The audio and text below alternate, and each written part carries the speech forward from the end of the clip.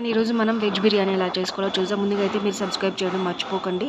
So stove మీద pan పెట్టుకొని oil వేసి బాగా హీట్ ఎక్కిన తర్వాత ఆనియన్, మీ దగ్గర ఉన్న స్పైసెస్ని యాడ్ చేసుకోండి.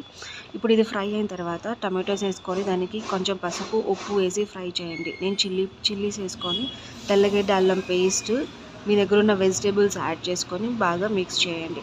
ఇది కొంచెం ఫ్రై అయిన తర్వాత ఇక్కడ నేను సోయా చంక్స్ వేసుకున్నాను అనమాట. సోయా చంక్స్ వేసుకొని మీరు తీసుకున్న రైస్కి తగినంత వాటర్ యాడ్ చేసుకొని స్పైసెస్ యాడ్ చేసుకోవాలన్నమాట.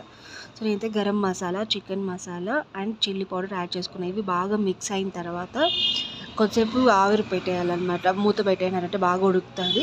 ఇది ఆవిరి ఎక్కిన తర్వాత మీకు తీసుకున్న రైస్ని యాడ్ చేసి కొరియాండర్ యాడ్ చేసి మూత పెట్టేయండి. హై ఫ్లేమ్లో 10 minutes పెట్టేసిన తర్వాత ఇలా రెడీ అవుతుందన్నమాట. ఇప్పుడు గీ తీసుకొని గీని మిక్స్ చేసి ఒక సిమ్లో ఒక 10 minutes పెట్టేశారంటే మీకు బిర్యానీ రెడీ అయిపోతుంది. మీరు కూడా ట్రై చేసి మీ ఇంట్లో